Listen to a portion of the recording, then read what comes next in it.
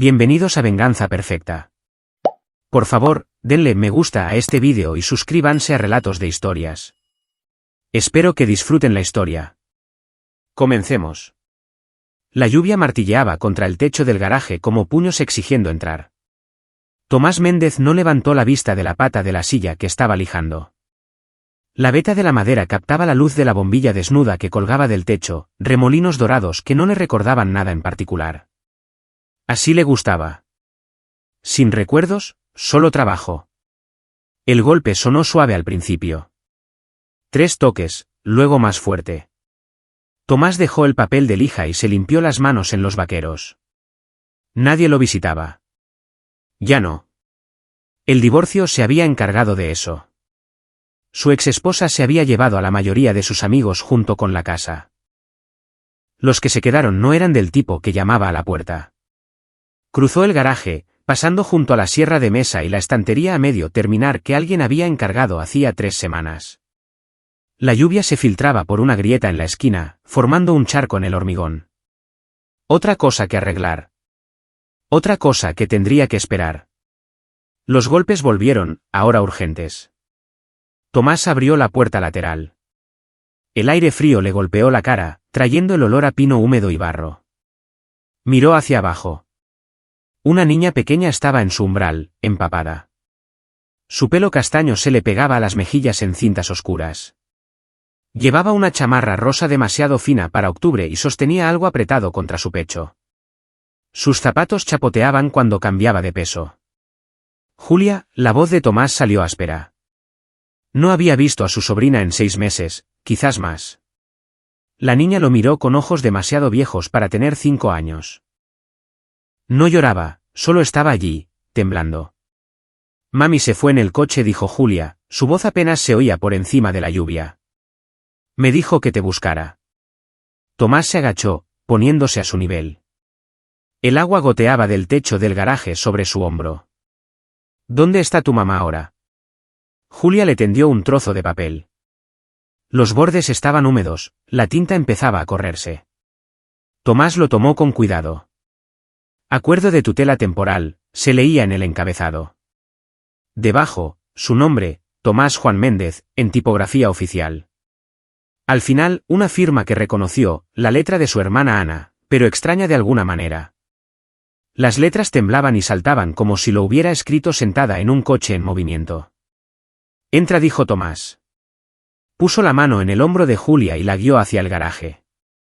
Dejó huellas húmedas en el hormigón. Encontró una cobija vieja en su camioneta y se la envolvió alrededor de los hombros. Julia se quedó en medio del garaje, sin tocar nada, solo mirando las herramientas y el aserrín con esa expresión vacía que tienen los niños cuando están demasiado asustados para seguir asustándose. ¿Cuándo se fue tu mamá?, preguntó Tomás. Antes de comer. Julia se apretó la cobija. Íbamos en el coche. Luego paró y dijo que tenía que ser valiente. Me dio ese papel y señaló tu casa. Tomás miró su reloj. 3:30, y eso significaba que Ana había dejado a su hija y desaparecido. ¿Hacía 4 horas? Sacó su teléfono y marcó el número de Ana. Sonó 6 veces antes de pasar al buzón de voz. Hola, soy Ana. ¿Deja un mensaje? Ana, soy Tomás. Julia está aquí. Llámame. Colgó e inmediatamente volvió a marcar. El mismo resultado. Lo intentó una tercera vez. Julia lo observaba con aquellos ojos demasiado viejos. Tomás revisó sus contactos y encontró el número de Marco Dávalos. No había llamado a su excuñado desde el divorcio. No había querido. Marco era el tipo de hombre que te hacía sentir sucio solo con hablarle. Todo palabras suaves y sonrisas falsas, vendiéndote algo que no necesitabas y haciendo que le dieras las gracias por ello. El teléfono ni siquiera sonó. Directo al buzón de voz. Maldita sea, murmuró Tomás. Miró a Julia. ¿Tienes hambre? La niña asintió. Tomás la llevó a través de la puerta que conectaba con su casa. La cocina era pequeña, limpia de la forma en que los hombres solteros mantienen las cosas limpias. Nada fuera porque nada se usa. Abrió el refrigerador. Leche, cervezas, restos de pizza de hacía 2 días. No era exactamente comida para niños. ¿Qué tal un chocolate caliente?, preguntó. Vale. Tomás encontró un viejo sobre de cacao en polvo en el fondo de la alacena y calentó agua en el microondas. Lo vertió en una taza y se la dio a Julia. La sostuvo con ambas manos, calentándose los dedos. Su teléfono sonó. Tomás lo cogió rápidamente. «Habla el comandante Dávila», dijo la voz. «Busco a Tomás Méndez». Al habla. «Señor Méndez, entiendo que Ana Dávalos es su hermana». El estómago de Tomás se heló. «Sí. ¿Qué ha pasado?» «Encontramos su vehículo hace 1 hora junto al viejo puente, cerca del kilómetro 47. El coche estaba en marcha, la puerta del conductor abierta. Ni rastro de Ana». La cocina se inclinó. Tomás se agarró a la encimera. «¿Qué quiere decir con venir rastro?» «Exactamente lo que he dicho. Su bolso estaba en el coche. El teléfono ha desaparecido. Tenemos gente registrando la zona, pero con esta lluvia». El comandante hizo una pausa. «¿Alguna idea de por qué estaría por allí?» «No». Tomás miró a Julia, que estaba mirando fijamente su taza. «Su hija está aquí. Ana la dejó esta tarde con una especie de papel de tutela». «¿Tutela?», la voz de Dávila se agudizó. «¿De qué tipo?» «Temporal. Tiene mi nombre». Otra pausa. «Señor Méndez, voy a necesitar que venga a la comandancia. Traiga el papel. ¿Y a la niña?» «¿Cuándo?» «Ahora mismo sería ideal». Tomás colgó y dejó el teléfono. Sus manos estaban firmes. Habían estado firmes desde que murió su padre, desde el divorcio, desde que cada pieza de su vida se había roto. Las manos firmes eran todo lo que le quedaba. Julia dijo en voz baja. «Tenemos que ir a hablar con unas personas sobre tu mamá». La niña dejó la taza. «¿Mami está bien?» Tomás miró a su sobrina. La miró de verdad. Tenía los ojos de Ana, pero no su dulzura. Algo ya se había endurecido en esa niña. Algo que reconocía cuando los adultos estaban a punto de mentir. «No lo sé», dijo Tomás. «Pero vamos a averiguarlo». La comandancia olía a café malo y a trapeador mojado. Tomás se sentó en una silla de plástico con Julia a su lado, su mano aferrada a un zorro de peluche que había sacado del bolsillo de su chamarra. El juguete estaba enmarañado y gastado, con una oreja colgando de un hilo. El comandante Dávila tendría unos 50 y tantos, con una barriga que indicaba que pasaba más tiempo detrás de un escritorio que en la calle. Leyó el papel de la tutela 2 veces, luego miró a Tomás por encima de sus gafas de leer. «Esto es legal», dijo Dávila. «Notariado y todo, con fecha de hoy». «¿Y eso qué significa?», preguntó Tomás. «Significa que su hermana estaba planeando algo. La gente no redacta papeles de custodia por capricho». Dávila dejó el documento. «¿Ustedes eran cercanos?» «Lo éramos». «¿Qué cambió?» Tomás miró a Julia. La niña acariciaba la cabeza de su zorro, sin mirar a ninguno de los dos. «Se casó con un tipo con el que le dije que no se casara». «Marco Dávalos». «Sí». Dávila se reclinó en su silla. Crujió bajo su peso. «Hemos llamado al señor Dávalos. Está de camino». La mandíbula de Tomás se tensó. «¿Por qué?» «Porque es el padre. Tiene derechos. Ana me dio la custodia. Custodia temporal. Y solo si ella está incapacitada o desaparecida por más de 48 horas. Ahora mismo, no sabemos a qué nos enfrentamos. Podría ser que Ana tuvo una crisis nerviosa. Podría estar herida. Podrían ser muchas cosas». La puerta se abrió. Marco Dávalos entró como si fuera el dueño del edificio. Tenía el mismo aspecto, alto, atlético, con ese tipo de bronceado de salón y esa sonrisa que te daba ganas de pegarle un puñetazo. Llevaba una chamarra de cuero y botas que probablemente costaban más de lo que Tomás ganaba en un mes. Sus ojos encontraron a Julia inmediatamente. «Mi niña». Marco cruzó la habitación rápidamente. «Ven aquí. Papá está aquí». Julia no se movió. Se apretó más contra Tomás. La sonrisa de Marco vaciló. Julia, cariño, está bien. Vamos. Está bien donde está, dijo Tomás. Los ojos de Marco se desviaron hacia él. La sonrisa desapareció. ¿Qué diablos haces con mi hija? Ana me la trajo. Caballeros, interrumpió Dávila. Mantengamos la calma. Marco sacó su teléfono y tecleó en la pantalla. He estado llamando a Ana todo el día. No contesta. No responde a los mensajes. Y ahora me entero de que dejó a mi hija con... Hizo un gesto hacia Tomás. Con él. Hay un acuerdo de tutela, dijo Dávila, legal y notariado. Marco se quedó quieto. ¿Qué? Su exesposa le dio la custodia temporal al señor Méndez. Firmado y presentado esta mañana. No puede hacer eso. De hecho, puede. Y lo hizo. El rostro de Marco enrojeció. No tenía derecho a darte a mi hija. Señaló a Tomás con el dedo. Ningún derecho. Tomás se levantó. Era 5 centímetros más bajo que Marco, pero pesaba 10 kilos más, todo ganado a base de años levantando madera y transportando equipos.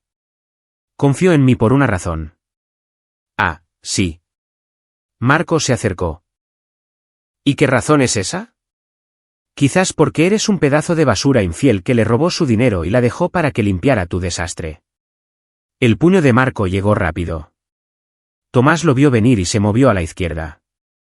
El puñetazo pasó rozando su oreja. Dávila se interpuso entre ellos antes de que Marco pudiera volver a lanzar un golpe. ¿Basta?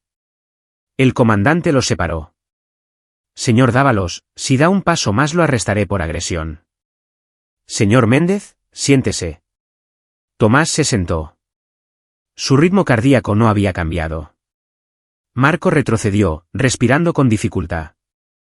Esto es una locura. Mi exesposa está desaparecida y usted deja que su hermano perdedor se lleve a mi hija. La ley es la ley, dijo Dávila.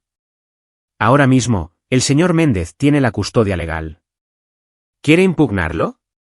Consiga un abogado. Hasta entonces, Julia se queda con él. ¿Por cuánto tiempo? Hasta que encontremos a Ana o hasta que pasen las 48 horas y reevaluemos. Marco miró a Julia. La niña le devolvió la mirada sin expresión. Algo pasó entre ellos, algo que Tomás no pudo leer pero no le gustó.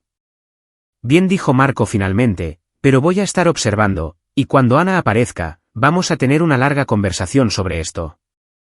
Se fue sin decir una palabra más. Dávila esperó a que la puerta se cerrara y luego suspiró. Ese hombre es un problema. Lo sé. ¿Qué tan malo fue el matrimonio? Tomás pensó en la noche que Ana lo había llamado, llorando tan fuerte que apenas podía entenderla. La noche en que finalmente admitió que Marco la había estado engañando durante meses. Que había vaciado su cuenta conjunta y la había usado para pagar deudas de juego. Que se estaba ahogando. Malo, dijo Tomás. Muy malo. ¿Lo suficiente como para que huyera? No. Tomás miró a Julia. La niña había vuelto a acariciar a su zorro. Ana no abandonaría a su hija. No voluntariamente. Dávila lo estudió. ¿Cree que le pasó algo? No sé lo que creo, pero voy a averiguarlo. Tomás condujo a casa a través de una lluvia que había pasado de martilleante a constante. Julia estaba sentada en el asiento del pasajero, demasiado pequeña para él, con su zorro de peluche en el regazo. Tío Tomás, su voz era diminuta. Sí. Mami va a volver. La carretera se extendía por delante, resbaladiza y negra. Las manos de Tomás estaban apretadas en el volante. Voy a asegurarme de que averigüemos qué le pasó. Papá estaba enfadado. Siempre está enfadado por algo. Julia guardó silencio por un momento. Luego, mami dijo que fuera valiente. Dijo que tú me mantendrías a salvo. Tomás la miró.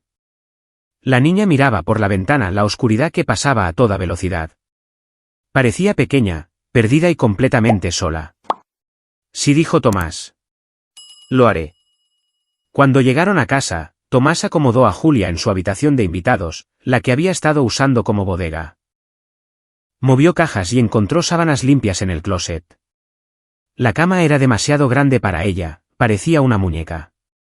¿Necesitas algo?, preguntó Tomás. Julia negó con la cabeza. ¿Sabes dónde está el baño? Sí.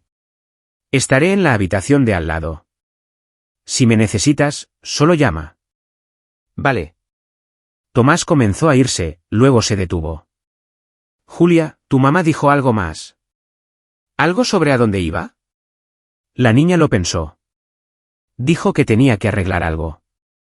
Que todo iba a estar bien. ¿Arreglar qué? No lo sé. Tomás asintió. Duerme un poco. Cerró la puerta y se quedó en el pasillo, escuchando cómo la casa se asentaba a su alrededor. La lluvia había parado. Todo estaba en silencio excepto el goteo de agua de los canalones. Fue a la cocina y sacó el papel de la tutela, lo leyó de nuevo bajo la luz del techo. La firma de Ana saltaba y vacilaba al final.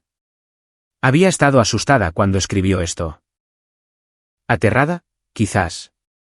Tomás sacó su teléfono y comenzó a revisar sus contactos. Encontró lo que buscaba, un nombre al que no había llamado en años, Betty López, una de las amigas de Ana.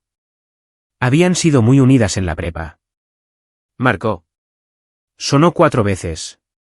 Bueno, la voz de una mujer, cautelosa. ¿Betty? Soy Tomás. Tomás Méndez. Una pausa. ¿Tomás?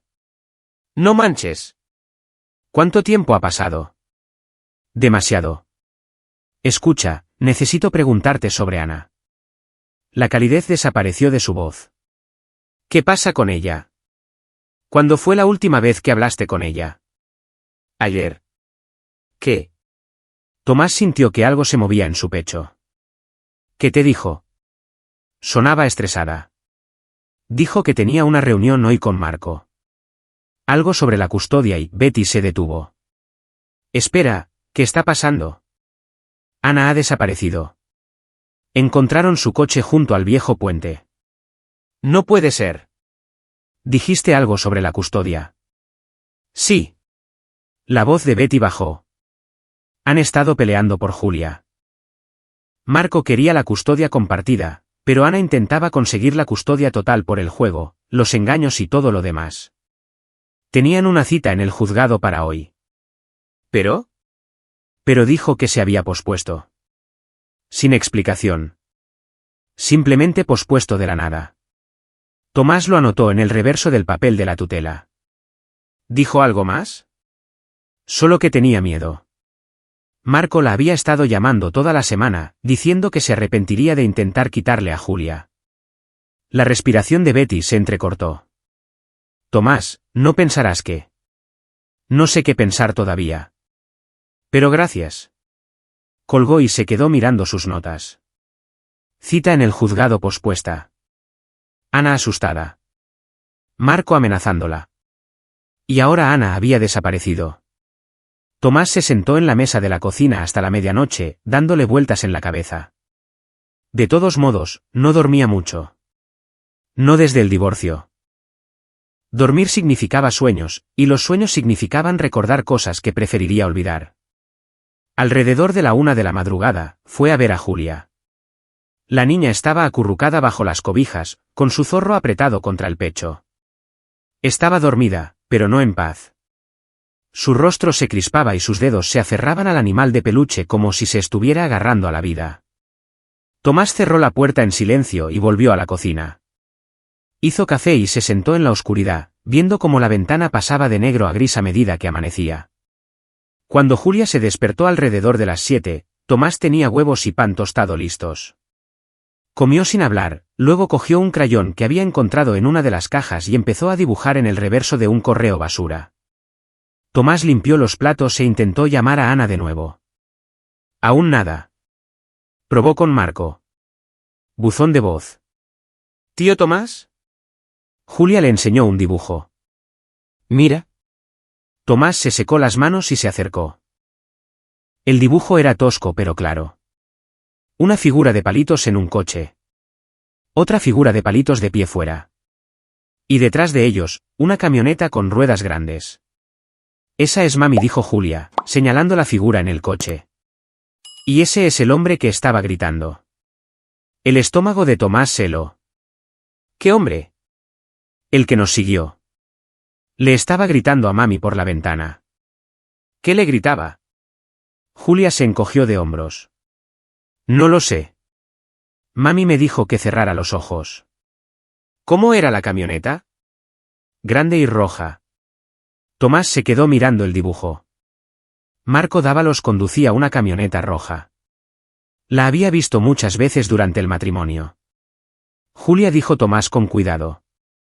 ¿Viste la cara del hombre? La niña negó con la cabeza. Mami me hizo mirar hacia abajo. Tomás cogió el dibujo, lo dobló con cuidado y se lo guardó en el bolsillo. Ponte los zapatos, dijo. Vamos a alguna parte.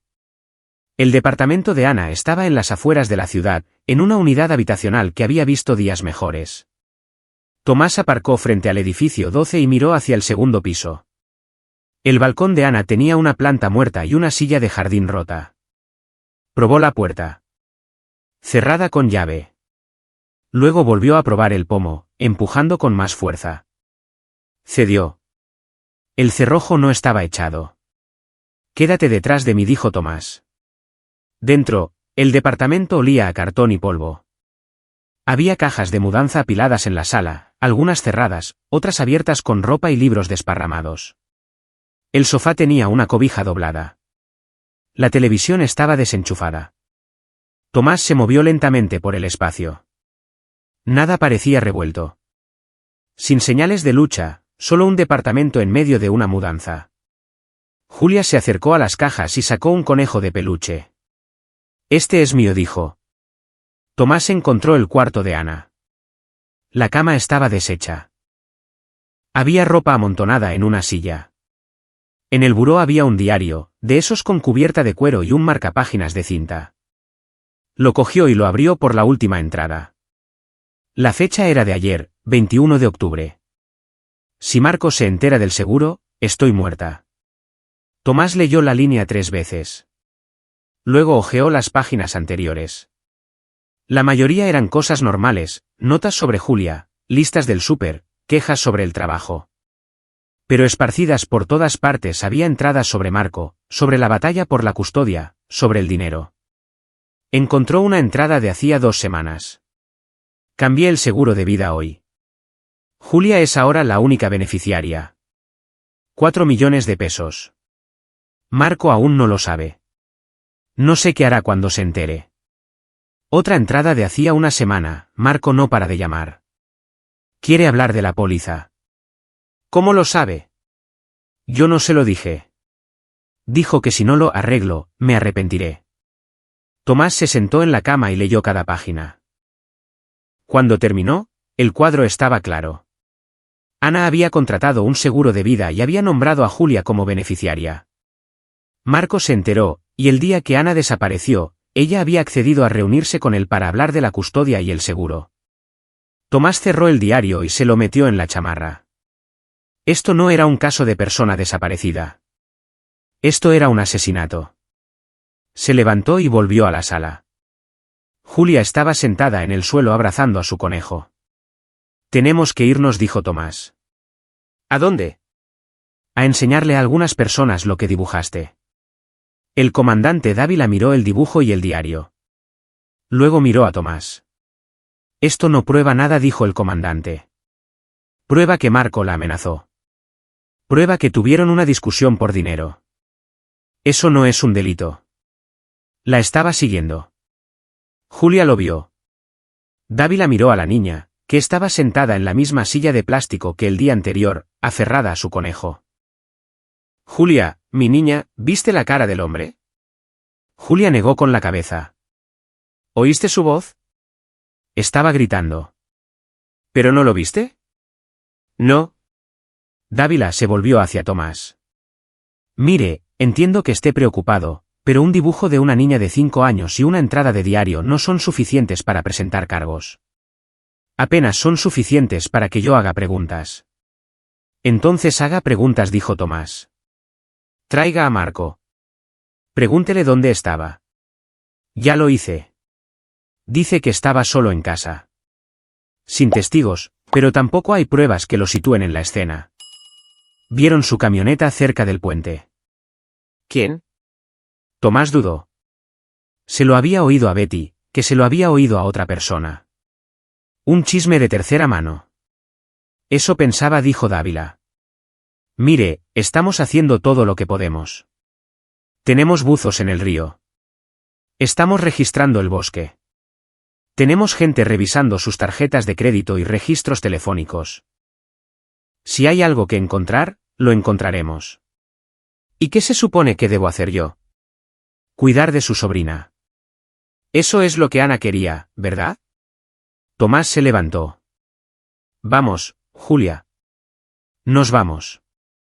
Fuera, el cielo estaba gris y pesado con la promesa de más lluvia. Tomás abrochó a Julia en su camioneta y se sentó al volante, sin arrancar el motor. El comandante no iba a ayudar. La ley no iba a ayudar porque hombres como Marco siempre encontraban la manera de escabullirse. Conocían a la gente adecuada, decían las cosas adecuadas, pagaban los sobornos adecuados. Tomás lo había visto toda su vida. Su padre, Juan, había golpeado a su madre durante años, y nadie hizo nada porque Juan Méndez era un miembro respetado de la comunidad y de la iglesia. Nadie creyó a la esposa. Nadie creyó a los hijos. Su padre había muerto de cirrosis hacía 3 años. Tomás no había ido al funeral. Arrancó la camioneta y salió del estacionamiento. ¿A dónde vamos ahora?, preguntó Julia. Tomás no respondió. Condujo por la ciudad, pasando la tlapalería, la fonda y la oficina de correos, pasando la primaria donde Julia debería haber estado, pasando la iglesia a la que su padre los arrastraba cada domingo. Condujo hasta llegar a la carretera que salía de la ciudad hacia el viejo puente. La cinta de prohibido el paso todavía estaba allí cuando llegaron. Tomás aparcó y se bajó. Julia empezó a seguirlo, pero él negó con la cabeza. Quédate aquí. Pon los seguros de las puertas. Caminó hasta el borde de la carretera donde terminaba el asfalto y comenzaba la tierra. Las huellas del coche de Ana todavía eran visibles. 2 líneas que conducían hacia el puente y luego se detenían. El suelo estaba revuelto por la grúa que había sacado su vehículo. Tomás bajó por el terraplén. El río corría abajo, marrón y crecido por la lluvia. El viejo puente estaba a casi 1 kilómetro río abajo, una estructura oxidada que ya nadie usaba. Se paró en la orilla y miró el agua. Si Marco había hecho esto, si había herido a Ana y la había empujado, ya no estaba. El río habría arrastrado su cuerpo a kilómetros de distancia para entonces. A menos que no estuviera muerta. A menos que todo esto estuviera planeado de alguna manera. A menos que... No. Tomás detuvo ese pensamiento. Ana no habría dejado a Julia. No voluntariamente. No con esa despedida. Subió de nuevo por el terraplén y se metió en la camioneta. Julia estaba dibujando de nuevo. ¿Encontraste a mami?, preguntó. No. ¿Está en el agua? Tomás miró a su sobrina. No lo sé, pequeña. Julia volvió a su dibujo. Después de un momento, lo levantó. Esta vez, había dibujado 2 figuras, una grande y una pequeña. Ambas figuras de palitos, ambas solas. Somos tú y yo, dijo Julia. Tomás cogió el dibujo. La figura grande tenía la mano en el hombro de la figura pequeña. Sí, dijo en voz baja. Somos nosotros. Los llevó a casa mientras la lluvia comenzaba de nuevo. Dentro de la casa, Tomás le preparó el almuerzo a Julia mientras ella coloreaba en la mesa de la cocina. Intentó centrarse en cosas normales. Tortas, papitas, leche en un vaso de plástico. Pero su mente seguía dando vueltas al diario. A Marco. Al dinero del seguro. 4 millones de pesos. Era suficiente para matar, suficiente para desaparecer, suficiente para desesperar a un hombre. Después de que Julia terminara de comer, se quedó dormida en el sofá con su conejo. Tomás la cubrió con una cobija y fue a su taller. Se paró en su banco de trabajo, con las manos sobre la madera, y se hizo una promesa. Iba a averiguar qué le pasó a Ana. Y si Marco Dávalos la había herido, si había hecho esto por dinero, Tomás se aseguraría de que pagara. No con la ley. La ley había fallado a gente como ellos toda su vida. Sino de otras maneras. Maneras permanentes. Las manos de Tomás estaban firmes mientras cogía el papel de lija y volvía al trabajo. La mañana siguiente amaneció fría y despejada. Tomás se despertó y encontró a Julia ya levantada, sentada en la mesa de la cocina con sus dibujos esparcidos a su alrededor. Había hecho una docena más durante la noche. Todas figuras de palitos. Todas variaciones sobre el mismo tema, una mujer, una niña, un hombre, una camioneta. ¿Dormiste bien?, preguntó Tomás. Julia se encogió de hombros. Hizo avena y comieron en silencio. La casa se sentía demasiado silenciosa sin la voz de Ana en ella. Tomás seguía esperando que su teléfono sonara, esperando que ella llamara y lo explicara todo, pero el teléfono permaneció en silencio. Alrededor de las 9, alguien llamó a la puerta.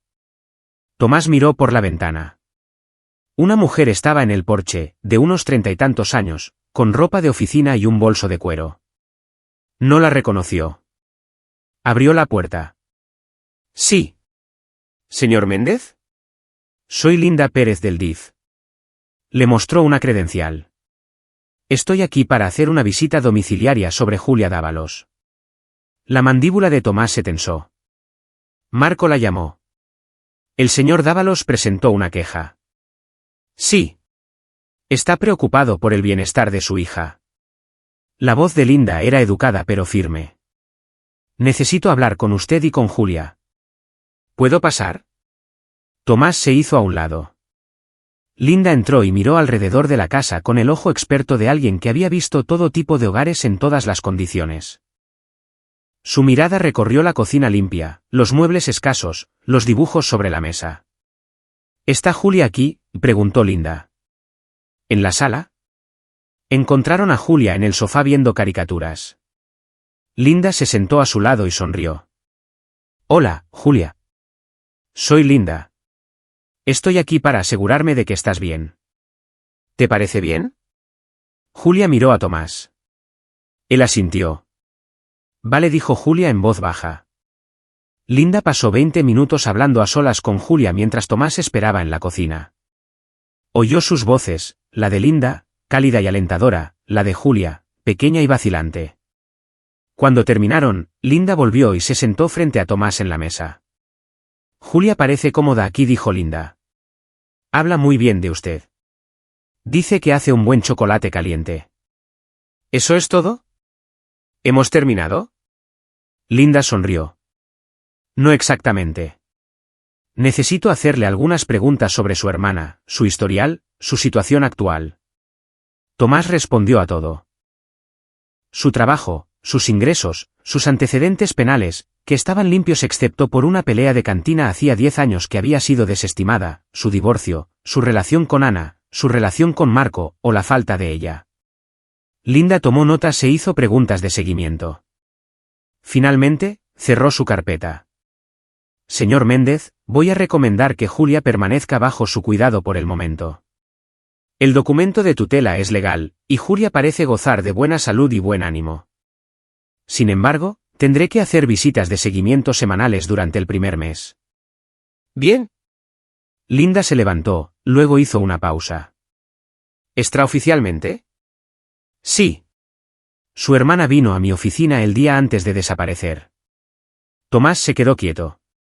¿Qué? No tenía cita. Simplemente apareció y pidió hablar. Dijo que necesitaba consejo sobre los acuerdos de custodia. La voz de Linda bajó. Estaba asustada, señor Méndez. Realmente asustada. No dejaba de mirar a la puerta como si alguien pudiera entrar por ella. ¿Qué le dijo usted? Le hablé de sus opciones. Custodia de emergencia, órdenes de restricción, ese tipo de cosas. Pero dijo que no podía presentar nada porque Marco tenía amigos en la policía. Dijo que él lo haría desaparecer. Tomás sintió que sus manos se convertían en puños.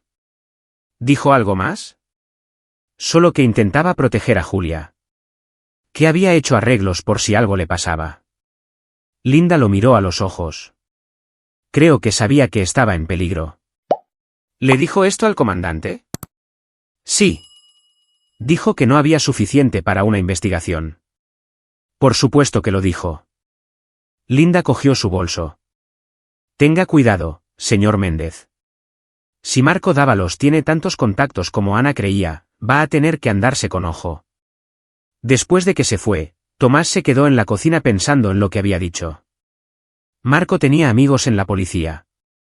Eso explicaba por qué Dávila estaba arrastrando los pies. Eso explicaba por qué el caso no iba a ninguna parte. Tomás sacó su teléfono y empezó a hacer llamadas. Un amigo de la prepa, tipos con los que había trabajado, gente que podría conocer a gente. Hizo preguntas cuidadosas, escuchó más de lo que habló. Para el mediodía, tenía un nombre, Ramiro Campos, un conductor de grúa que trabajaba para el municipio. Un tipo que bebía en la cantina El Pino la mayoría de las noches y le gustaba hablar cuando estaba borracho. Tomás dejó a Julia con su vecina, una mujer mayor llamada Carolina que conocía a Ana desde que era una niña, y condujo hasta la cantina El Pino. Era el tipo de lugar que abría a las 11 y nunca se volvía menos deprimente. Madera oscura, olor a cerveza rancia, una rócola que no se había actualizado desde 1995. Ramiro Campos estaba sentado al final de la barra, trabajando en su tercera cerveza. Tomás se sentó en el taburete a su lado y pidió un tequila. «Ramiro Campos», preguntó Tomás. El hombre se giró. Tenía 50 años, con el tipo de cara que decía que había hecho trabajo duro toda su vida y se notaba. «¿Quién pregunta?» «Tomás Méndez». «Yo invito si hablas». Los ojos de Ramiro se entrecerraron. «¿Sobre qué?» «Sobre un arrastre de grúa que hiciste la semana pasada junto al viejo puente». El rostro de Ramiro se quedó en blanco. «No sé de qué me hablas». «El coche de Ana Dávalos». «Tú lo sacaste». «Eso fue un asunto policial oficial». «Soy su hermano». «Solo quiero saber qué viste». Ramiro miró su cerveza, luego a Tomás, y de nuevo a su cerveza. «Cómprame otra, y quizás recuerde algo». Tomás hizo una seña al cantinero. Cuando llegó una cerveza fresca, Ramiro dio un largo trago. «Había otro vehículo», dijo Ramiro en voz baja. Antes de que llegara la policía. Una camioneta roja. Estaba aparcada más arriba en la carretera. El conductor simplemente estaba sentado allí, observando. «¿Viste quién era?» «No, demasiado lejos». Pero cuando llegaron las patrullas, la camioneta se fue muy rápido. ¿Le contaste a Dávila sobre eso? Claro. Lo escribí en mi informe. Ramiro se bebió la mitad de la cerveza. Al día siguiente, el comandante me llama. Dice que cometí un error. Dice que no había ninguna camioneta.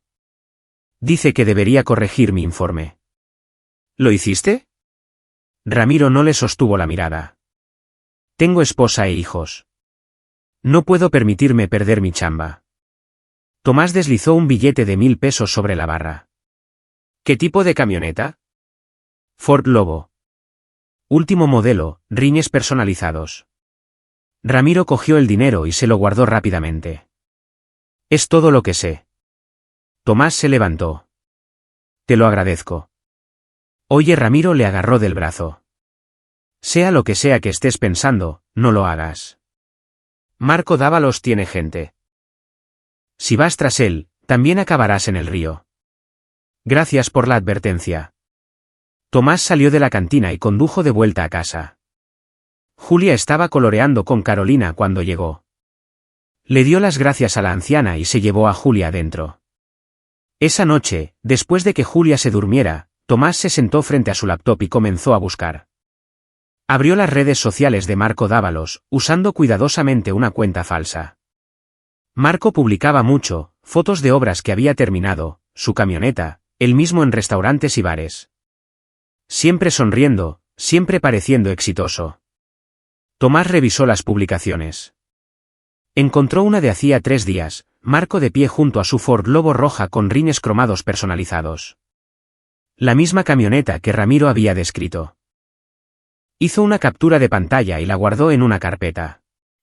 Luego empezó a investigar sobre el fraude de seguros, cómo funcionaba, qué pruebas necesitaba, cuál era el plazo de pago. Alrededor de la medianoche, su teléfono vibró. Número desconocido. Contestó. ¿Bueno? Aléjate de Marco. La voz de un hombre, áspera y enfadada. Esta es tu única advertencia. ¿Quién habla? No importa. Si sigues escarbando, vas a encontrar cosas que no quieres encontrar. Y entonces vas a desaparecer. Igual que tu hermana. La línea se cortó. Tomás se sentó en la oscuridad sosteniendo su teléfono. Así que Marco sabía que estaba haciendo preguntas. Bien. Que lo supiera. Que se preocupara. Tomás no tenía nada que perder. Ni esposa, ni familia excepto Julia. Nada con lo que Marco pudiera amenazarlo. Y eso hacía a Tomás peligroso de una manera que Marco no podía comprender. Porque Tomás ya había pasado por lo peor. Los puños de su padre, el silencio de su madre, el divorcio que lo había destrozado. Había sobrevivido a todo aprendiendo una simple verdad: nunca perdonas, nunca olvidas, y nunca dejas que alguien te haga daño dos veces. Marco había herido a Ana, probablemente la había matado. Y ahora Tomás iba a demostrarlo.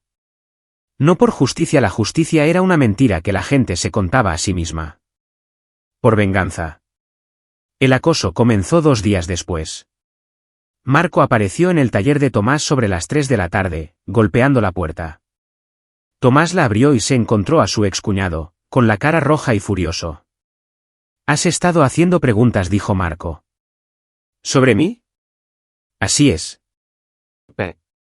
Tomás se apoyó en el marco de la puerta. Oblígame. Marco se acercó. Podría llevarme a Julia ahora mismo. Podría llamar a la policía. Decirles que eres inestable. Decirles que me amenazaste. Adelante. ¿Crees que no lo haré? Creo que eres un cobarde que hiere a las mujeres y se esconde detrás de los abogados. La voz de Tomás era plana. Creo que mataste a Ana por el dinero del seguro y ahora tienes miedo de que lo demuestre. El rostro de Marco se puso blanco, luego rojo. No tienes pruebas de nada. Aún no. Aléjate de mí. Aléjate de mi hija. Ya no es tuya. Ana se aseguró de eso. Marco se abalanzó. Tomás estaba listo. Se hizo a un lado y empujó a Marco con fuerza contra el marco de la puerta. Marco tropezó, se recuperó y levantó el puño. Adelante, dijo Tomás. Pégame. Dame una razón. Se quedaron allí, ambos respirando con dificultad, la violencia suspendida en el aire entre ellos. Finalmente, Marco retrocedió. Esto no ha terminado, dijo Marco. No, no lo ha hecho. Marco se fue. Tomás lo vio subirse a su camioneta y salir derrapando del camino de entrada, lanzando grava. 2 días después, el DIF apareció de nuevo. Una trabajadora diferente esta vez, una chica más joven que parecía recién salida de la universidad. Tenía una queja. Acusaciones anónimas de un entorno inseguro, abuso de sustancias, comportamiento inapropiado. Todo mentira. Pero la chica aún tenía que investigar. Pasó 1 hora revisando la casa, comprobando el refrigerador, mirando la habitación de Julia. No encontró nada porque no había nada que encontrar. Está todo en orden, dijo la chica, pero yo que usted tendría cuidado. Alguien realmente quiere que pierda la custodia. Sí, dijo Tomás. Sé quién. Después de que la trabajadora se fuera, Tomás llamó a Linda Pérez. Contestó al segundo tono. Linda, soy Tomás Méndez. Me enteré de la queja. Lo siento. Marco está jugando sucio. ¿Puede hacer esto? Puede seguir intentándolo, pero a menos que tenga pruebas reales, nada va a prosperar. Estás haciendo todo bien, Tomás. Julia está segura, sana, yendo a la escuela. No está yendo a la escuela. Linda hizo una pausa. ¿Por qué no? Todavía no la he inscrito. Necesitas hacerlo pronto. quedará mal si no lo haces. Tomás tomó nota. Vale. Y Tomás, ten cuidado. Hombres como Marco no se rinden fácilmente. Va a seguir presionando hasta que algo se rompa. Esa noche, Tomás inscribió a Julia en la primaria local. A la mañana siguiente, la llevó para su primer día. No quería ir, se aferró a su mano en el estacionamiento y le preguntó si estaría allí cuando terminara la escuela. Estaré aquí, prometió Tomás. Justo a las 3. Vale. La vio entrar en el edificio, con la mochila demasiado grande para su pequeña figura. Luego condujo hasta la biblioteca y pasó las siguientes 6 horas en un ordenador público, investigando. Encontró registros de propiedad que mostraban que Marco había hipotecado su casa 2 veces en el último año. Encontró registros judiciales que mostraban demandas de clientes enfadados. Encontró un patrón de deudas y desesperación. Encontró un artículo de hacía 2 meses sobre un hombre en Querétaro que había matado a su exesposa por el dinero del seguro. Lo habían atrapado gracias a los registros de su teléfono móvil que lo situaban en la escena. Tomás empezó a pensar en teléfonos, en registros, en pruebas. A las 3, recogió a Julia. Estaba callada en el coche. ¿Qué tal la escuela?, preguntó Tomás. Bien. ¿Hiciste amigos? No. Esa noche, Julia dibujó más. Tomás la observaba desde la cocina, viendo cómo su mano se movía por el papel, lenta, deliberada, como si intentara recordar algo. Julia, dijo Tomás. El día que tu mamá se fue. Dijiste que había un hombre gritando. Julia dejó de colorear. ¿Puedes recordar algo más? ¿Cualquier cosa? Julia lo pensó. Luego cogió un crayón negro y empezó a dibujar. Cuando terminó, lo levantó. Esta vez, la figura de palitos tenía detalles, una gorra de béisbol, un dedo acusador, una boca abierta dibujada como un círculo ancho. Estaba gritando a la ventanilla del coche, dijo Julia, y mami estaba llorando. ¿Ella le respondió algo? Julia negó con la cabeza. Solo lloraba. Y luego el hombre volvió a su camioneta y condujo detrás de nosotros. ¿Por cuánto tiempo? Hasta que llegamos a tu casa. Luego se fue. Tomás cogió el dibujo. Lo hiciste bien, pequeña. Muy bien. Esa noche, después de que Julia se durmiera, Tomás se sentó en su camioneta en el camino de entrada. Instaló una cámara de salpicadero que había comprado en la ferretería, delantera y trasera. Luego condujo por la ciudad, pasando la casa de Marco, la cantina donde Marco bebía, el puente donde se había encontrado el coche de Ana. Estaba construyendo una imagen pieza por pieza. Y cuando tuviera suficientes piezas, las iba a unir de una manera que ningún policía pudiera ignorar. O se iba a encargar de Marco él mismo. De cualquier manera, esto terminaba. El avance vino de una fuente inesperada. Tomás estaba cerrando su taller una tarde cuando un adolescente se le acercó. 17 o 18 años, nervioso, con las manos en los bolsillos. ¿Usted es Tomás Méndez?, preguntó el chico. Sí. Soy Javier. Trabajé para el señor Dávalos el verano pasado en la construcción. Tomás dejó su caja de herramientas. ¿Qué quieres? Oí que ha estado haciendo preguntas sobre él. ¿Sobre lo que le pasó a su esposa? Exesposa. Sí. Javier miró a su alrededor como si estuviera preocupado de que alguien lo viera. Mire, no quiero problemas, pero pensé que debería saber algo. ¿Qué? La semana antes de que la señora Dávalos desapareciera, el señor Dávalos me pidió que hiciera algo.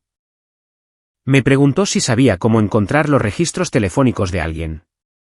Tomás se quedó quieto. ¿Lo hiciste? No. Le dije que no sabía cómo, pero él siguió insistiendo. Dijo que me pagaría 10.000 pesos si podía entrar en su teléfono, ver con quién hablaba. ¿Por qué me cuentas esto? Javier tragó saliva. Porque la señora Dávalos era amable conmigo. Solía traer el almuerzo a la obra cuando yo trabajaba, me preguntaba cómo iba la escuela. Era simplemente amable. Miró al suelo. Y porque el señor Dávalos es un tipo que da miedo. Creo que la hirió. Tomás sacó su teléfono. ¿Estás dispuesto a contarle esto a la policía? No lo sé. Mis papás. Lo entiendo. Pero si de verdad quieres ayudar, eso es lo que se necesita. Javier asintió lentamente. Vale. Sí, lo haré. Tomás llamó a Linda Pérez. Ella vino esa tarde y tomó la declaración de Javier. Grabó todo y prometió hacérselo llegar a alguien fuera de la policía local, alguien a quien realmente pudiera importarle. Esto es bueno, dijo Linda después de que Javier se fuera. Establece motivo e intención si podemos conectarlo con la póliza de seguro. Podemos, dijo Tomás. Le mostró el diario de Ana. Está todo aquí. Linda leyó las entradas relevantes, su rostro se ensombreció. ¿Le has mostrado esto a la policía? Dávila no escuchará. Quizás no, pero conozco a un investigador estatal que sí lo hará. Linda sacó su teléfono. Déjame hacer algunas llamadas. 3 días después, 2 agentes de la policía estatal se presentaron en la puerta de Tomás. Lo interrogaron durante 2 horas, miraron el diario, los dibujos, la declaración de Javier y escucharon todo lo que Tomás había encontrado. La agente principal era una mujer de unos 40 años llamada Patricia Cano. Tenía una mirada dura y una voz aún más dura. Señor Méndez, dijo Cano, voy a ser sincera con usted. Todo esto es circunstancial. No tenemos cuerpo, ni pruebas físicas, ni testigos. Lo que tenemos es un caso de persona desaparecida y una amarga disputa por la custodia. Él la mató, dijo Tomás. Quizás, pero no podemos probarlo. Aún no. Cano cerró su cuaderno. Vamos a seguir investigando, pero necesito que se eche atrás. Deje de escarbar. Déjenos hacer nuestro trabajo. ¿Su trabajo? Claro. Tomás se rió sin humor. Como el comandante ha estado haciendo su trabajo. Yo no soy el comandante Dávila, y si Marco Dávalos hizo esto, lo voy a atrapar. Pero necesito tiempo y necesito pruebas. Cano se levantó. ¿Puede darme eso? Tomás la miró, vio algo en su rostro que no había visto en el de Dávila, ira real, determinación real. ¿Cuánto tiempo?, preguntó Tomás. 2 semanas. Si no tenemos algo sólido para entonces, puede hacer lo que quiera. Pero hasta entonces, manténgase alejado de Marco Dávalos. Después de que se fueran, Tomás se sentó en la mesa de su cocina y lo pensó. 2 semanas. Eran 14 días para que Marco cubriera sus huellas. 14 días para que las pruebas desaparecieran. 14 días para que la justicia fallara como siempre lo hacía. Pero había dado su palabra. Así que esperó. Llevó a Julia a la escuela y la recogió, le preparó las comidas, la ayudó con los deberes, jugó y vio películas, e intentó darle un trozo de infancia normal en medio de esta pesadilla. Y cada noche, después de que Julia se durmiera, Tomás pasaba por la casa de Marco, observando, esperando, asegurándose de que Marco supiera que todavía estaba allí. El 12º día, el teléfono de Tomás vibró. Era Cano. Hemos encontrado algo, dijo. Reúnase conmigo en la comandancia. Tomás llamó a Carolina para que cuidara de Julia y condujo hasta la oficina de la Policía Estatal en Querétaro. Cano lo recibió en una sala de juntas con su compañero, un tipo más joven llamado Raúl. Revisamos las grabaciones de seguridad de todos los negocios a lo largo de la carretera Federal 47, dijo Cano.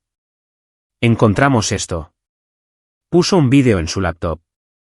Imágenes granuladas en blanco y negro de una gasolinera. Marca de tiempo, 21 de octubre, 12:47 del mediodía. El coche de Ana entró en el plano, se detuvo en la bomba. Ana se bajó. Tomás pudo ver su rostro, demacrado y cansado.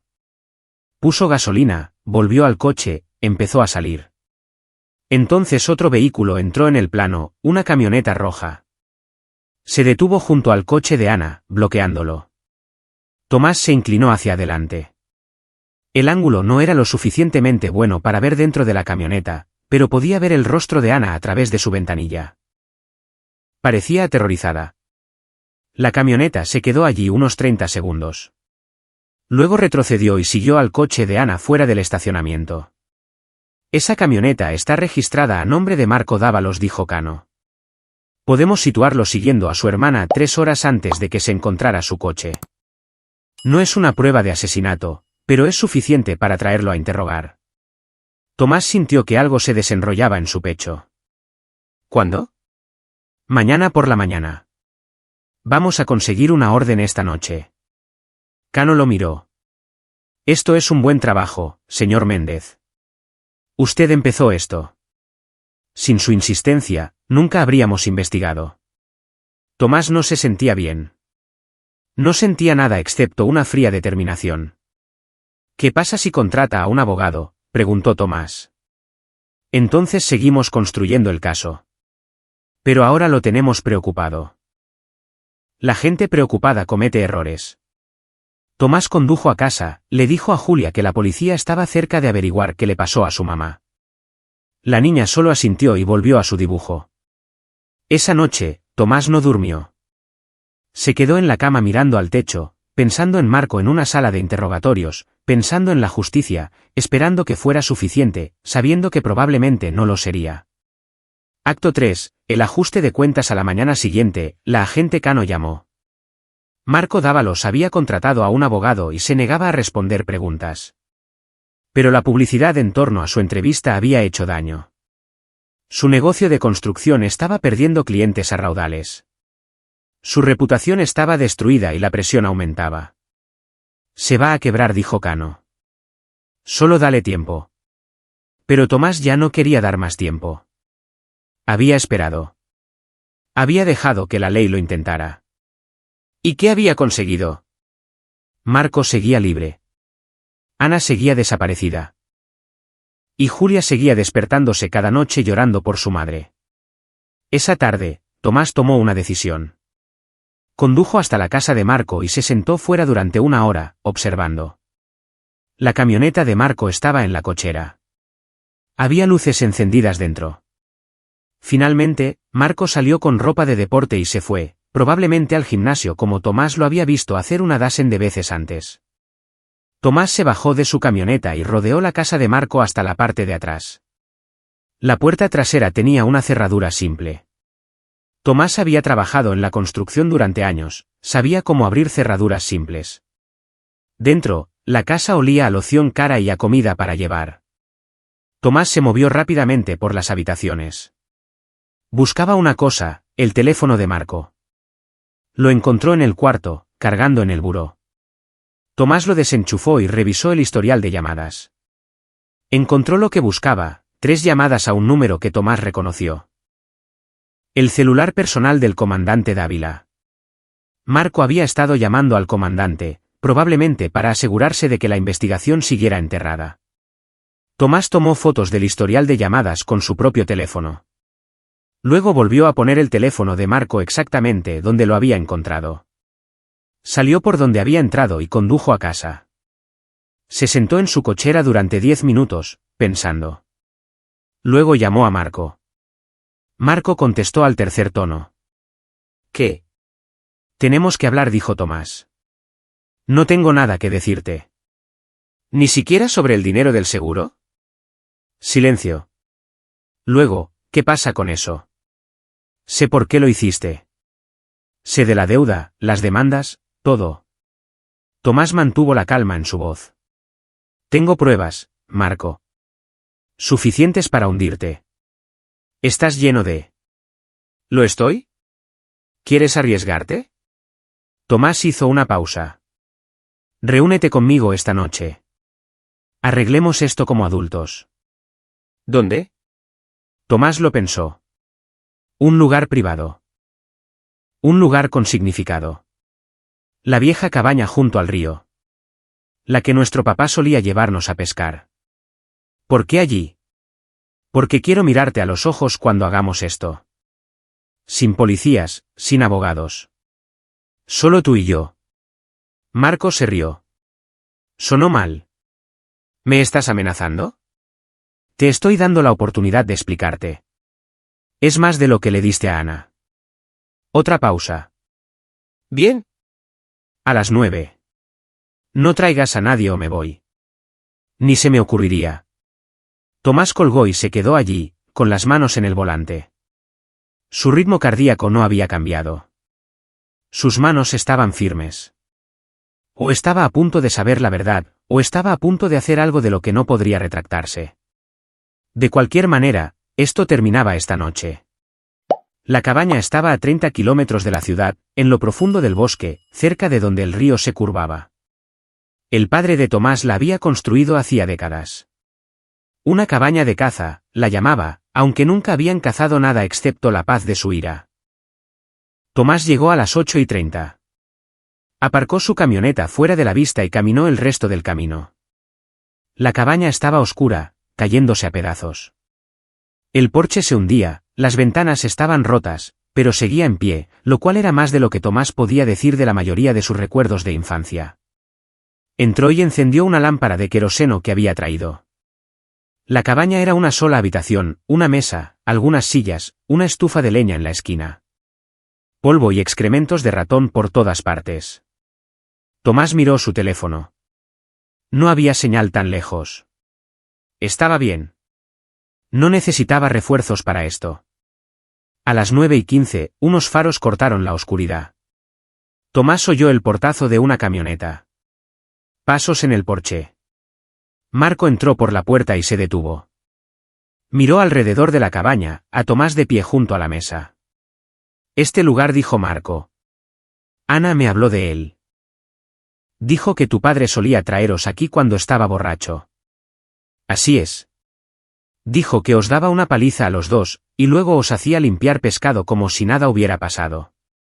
Tomás no respondió. Marco se acercó. Llevaba vaqueros y una chamarra. Tenía las manos en los bolsillos. ¿Y bien, de qué va esto? ¿Tienes alguna gran revelación? Tomás puso el diario de Ana sobre la mesa, luego la foto de la camioneta de Marco, luego las imágenes de la gasolinera en su teléfono. La seguiste ese día, dijo Tomás. Sabías que había cambiado el seguro. Querías que lo volviera a cambiar. ¿Y qué? Y ella no quiso. Y no pudiste dejarlo pasar. No pudiste dejar que se fuera con el dinero. Marco se rió. ¿Crees que lo tienes todo resuelto, eh? No tienes nada. Un diario que prueba que discutimos por dinero. Un vídeo que muestra que estuve en la misma zona. Eso no es una prueba. Es la vida. Entonces, ¿por qué estás aquí? Marco sacó las manos de los bolsillos.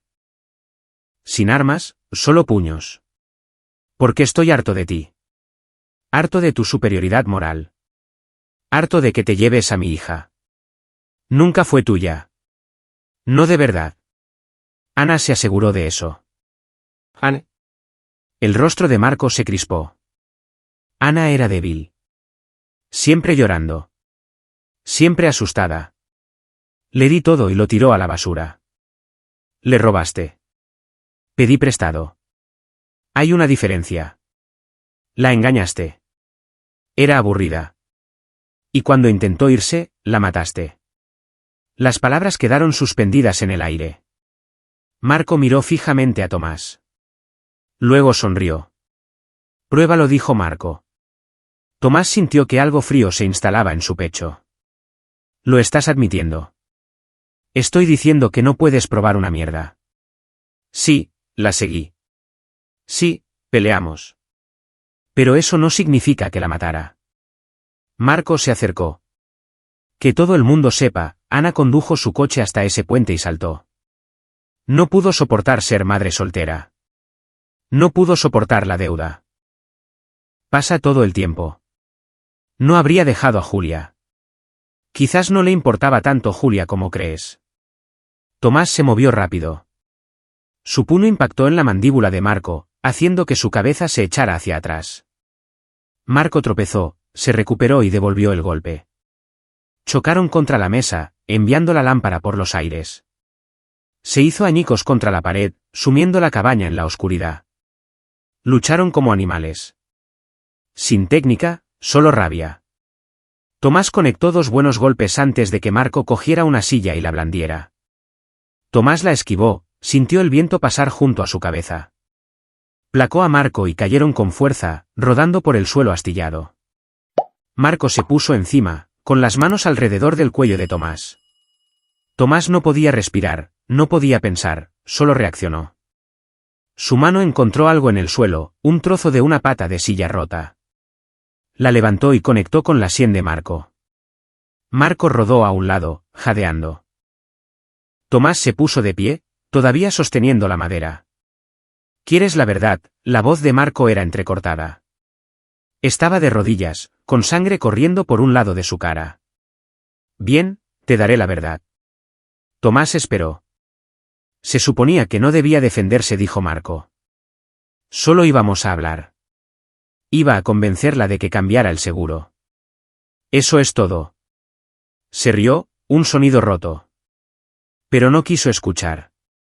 Empezó a gritar, a intentar irse. Así que la seguí, la saqué de la carretera cerca del puente. Las manos de Tomás se apretaron sobre la madera. Se golpeó la cabeza contra el volante, continuó Marco, estaba aturdida. La saqué del coche, le dije que todo iba a estar bien, que llamaría a una ambulancia. Miró a Tomás. Pero siguió luchando, siguió diciendo que iría a la policía, que me arruinaría. Así que la mataste. Así que me aseguré de que no pudiera arruinarme. La sonrisa de Marco era terrible. La mantuve bajo el agua hasta que dejó de moverse. Luego la tiré al río y dejé que la corriente se la llevara. Tomás sintió que el mundo se volvía rojo. Todo lo que había sospechado, todo lo que había sabido, era verdad. Marco había asesinado a Ana, la había ahogado, la había desechado como basura. «¿Vas a contarle esto a la policía?», dijo Tomás. «No, no lo haré». «Entonces te obligaré». Marco se levantó lentamente. La sangre le corría por el ojo. «No tienes los huevos». Tomás miró al hombre que había matado a su hermana. El hombre que le había robado una madre a una niña de 5 años. El hombre que se había salido con la suya porque conocía a la gente adecuada y el sistema estaba amañado a su favor. Tomás pensó en Julia, en Ana, en la justicia. Y golpeó. La madera conectó con el cráneo de Marco con un sonido como el de un mazo golpeando carne. Marco cayó como si le hubieran cortado los hilos. Tomás se quedó de pie sobre él, respirando con dificultad. Marco no se movía. La sangre se acumulaba bajo su cabeza, una sombra que se oscurecía. Tomás se arrodilló y buscó el pulso. Encontró uno, débil, pero ahí estaba. Se levantó y miró alrededor de la cabaña, la lámpara rota, los muebles volcados, la sangre. Esto era defensa propia. Marco lo había atacado, había confesado un asesinato. Cualquier abogado lo argumentaría. Pero Tomás no quería abogados, no quería juicios, no quería ver a Marco irse por un tecnicismo. Quería que Marco desapareciera. Permanentemente. Tomás sacó su teléfono. Todavía sin señal. Cogió el teléfono de Marco de donde había caído. Lo desbloqueó. Marco había usado el cumpleaños de Julia como código. Estúpido. Tomás abrió la aplicación de notas y empezó a escribir una confesión con las propias palabras de Marco. Cómo había matado a Ana. Cómo no podía vivir con la culpa. Cómo iba a ponerle fin. Guardó la nota y volvió a poner el teléfono en el bolsillo de Marco. Luego arrastró a Marco afuera. El río estaba a 50 metros a través de los árboles. Tomás lo arrastró todo el camino, los talones de Marco dejando huellas en la tierra. En la orilla del río, Tomás se detuvo, miró el agua, miró a Marco. Esta era la elección. Llamar a la policía y esperar que le creyeran, o terminarlo. Tomás recordó a su padre, cómo se había salido con la suya hiriéndolos durante años, como la ley nunca los había protegido, como la justicia era solo una palabra que la gente usaba cuando tenía poder. Recordó la firma de Ana en el papel de la tutela, temblando como si estuviera aterrorizada. Recordó a Julia preguntando si su mami se había perdido en el río. Tomás hizo rodar a Marco hasta el borde de la orilla y empujó. Marco golpeó el agua con un chapoteo. La corriente lo atrapó de inmediato y se lo llevó. Tomás observó hasta que ya no pudo verlo. Luego volvió a la cabaña, limpió todo lo que había tocado, recogió el diario de Ana y las fotos, y se aseguró de que no hubiera nada que lo conectara con la presencia de Marco allí. Condujo a casa a través de la oscuridad, con las manos firmes en el volante. Alrededor de la medianoche, fue a ver a Julia. Estaba dormida, aferrada a su zorro. En paz por una vez. Tomás fue a su habitación y se acostó. Esperó la culpa, el miedo, algo. Pero todo lo que sintió fue una fría satisfacción. Estaba hecho. 2 días después, el comandante Dávila llamó. Habían encontrado el cuerpo de Marco Dávalos en el río, 10 kilómetros río abajo. Lo dictaminaron como un probable suicidio. Encontraron una nota en su teléfono. Una aparente confesión y despedida. La agente Cano llamó después. Sonaba decepcionada. Ojalá se hubiera enfrentado a un juicio, dijo. Pero al menos Julia obtiene un cierre. Tomás hizo los sonidos apropiados, dijo las cosas correctas, colgó y volvió al trabajo. El pueblo habló durante una semana, luego siguió adelante. El negocio de Marco cerró. Su casa fue embargada. La gente se olvidó de él como se olvidan de la mayoría de las cosas que no les afectan directamente. El dinero del seguro llegó 6 semanas después. 4 millones de pesos pagados al tutor de Julia, Tomás. No lo tocó. Lo puso directamente en un fideicomiso para Julia. Usó una parte para comprar la antigua casa de Ana, la que ella alquilaba antes de desaparecer. La arregló, la convirtió en un verdadero hogar. Vendió su taller y la pequeña casa en la que había estado viviendo. Se mudó a la casa de Ana con Julia. Empezó de nuevo. 3 meses después de la muerte de Marco, Tomás estaba en la cocina de su nuevo hogar. Julia estaba en la mesa coloreando. Sonreía más ahora, a veces se reía. Todavía tenía pesadillas, pero con menos frecuencia. Tío Tomás, dijo ella. ¿Mami se perdió en el río? Tomás dejó el plato que estaba lavando y se secó las manos. Se acercó y se sentó junto a Julia. Miró su dibujo. Una casa con 2 figuras de palitos delante. Una grande, una pequeña. Familia. Pensó en mentir, en contarle alguna versión de cuento de hadas donde Ana estaba en paz, cuidándolos. Toda esa basura que la gente dice para hacer la muerte más fácil. Pero Julia merecía algo mejor que mentiras. No, dijo Tomás en voz baja. No se perdió. Le pasaron cosas malas. Cosas que no eran justas. Pero se aseguró de que estuvieras bien. Por eso te trajo a mí. Porque tú me mantienes a salvo. Sí, así es. Julia asintió como si eso tuviera sentido. Luego volvió a colorear. Tomás se levantó y miró por la ventana. El sol se estaba poniendo, pintando el cielo de naranja y rojo. A lo lejos, podía ver las montañas. Más allá, el río. Pensó en Ana, en Marco, en la elección que había hecho esa noche en la cabaña. No se sentía culpable. Tampoco se sentía orgulloso. Solo vacío de una manera que se sentía permanente. Pero Julia estaba a salvo. Eso era lo que importaba. No la justicia ni el perdón ni ninguna de esas palabras que no significaban nada en el mundo real. Solo mantener a Julia a salvo. Esa noche, después de que Julia se durmiera, Tomás se sentó en el porche y miró las estrellas. Pensó en llamar a alguien, a Linda Pérez quizás, o a la agente Cano, para confesar lo que había hecho. Pero no lo hizo, porque la confesión es para la gente que cree en la redención. Y Tomás había dejado de creer en la redención hacía mucho tiempo. Entró y cerró las puertas con llave. Fue a ver a Julia una vez más, luego fue a su propia habitación y se acostó en la oscuridad. El sueño llegó lentamente. Cuando lo hizo, no soñó. A la mañana siguiente, Tomás se despertó antes del amanecer. Preparó el desayuno. Alistó a Julia para la escuela. La llevó y la vio correr adentro, con la mochila rebotando. La vida seguía. Siempre lo hacía. Y en el agua debajo de todo, debajo del pueblo y las mentiras y la verdad cuidadosamente enterrada, el cuerpo de Marco Dávalos descansaba contra un tronco sumergido a kilómetros de donde había matado a Ana.